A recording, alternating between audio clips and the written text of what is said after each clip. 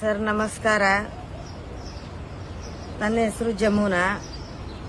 ನಾವು ಹಕ್ಕಿಪಿಕ್ಕಿ ಬುಡಕಟ್ಟು ಜನ, ಆದಿವಾಸಿ. ನಾವು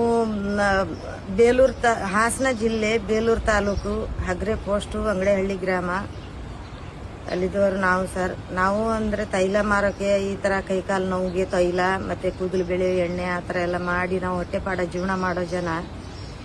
ಮಕ್ಕಳು ಸಾಕ್ಬೇಕಾದ್ರೆ ಏನಾದರೂ ಒಂದು ಕಷ್ಟ ಮಾಡಿ ನಾವು ಮಕ್ಕಳು ಸಾಕ್ಬೇಕು ಸರ್.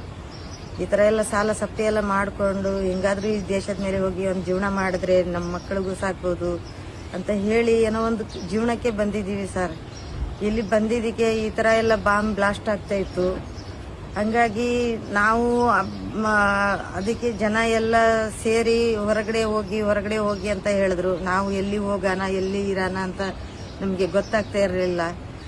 ತುಂಬಾ ಗಾಬರಿದಲ್ಲಿ ಇದ್ರು ಸರ್. ನಾವು ತುಂಬಾ ಗಾಬರಿದಲ್ಲಿ ಇದ್ರು. ನಾವು ಊಟ ತಿಂಡಿ ಏನು ಮಾಡಿರ್ಲಿಲ್ಲ. ಕುಡಿಯೋ ನೀರಿಗೂ ಸಿಕ್ಕಿಲ್ಲ ಸರ್ ನಮಗೆ.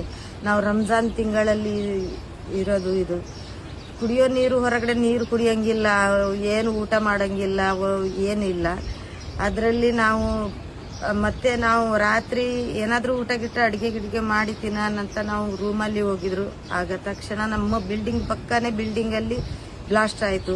ತುಂಬ ನಮಗೆ ಹೆದರಿಕೆ ಆಯಿತು ಸರ್. ಅಲ್ಲಿಂದ ಜನ ಎಲ್ಲ ಸೇರಿ ನಮಗೆ ಹೊರಗಡೆ ತಂದು ಇಲ್ಲಿ ಪರ್ವೀಣ್ ಸಾರು ನಮಗೆ ಮಂಗಳೂರು ಪರ್ವೀಣ್ ಸಾರು ನಮಗೆ ಕರ್ಕೊಂಡು ಬಂದು ಊಟ ಕೊಟ್ಟರು.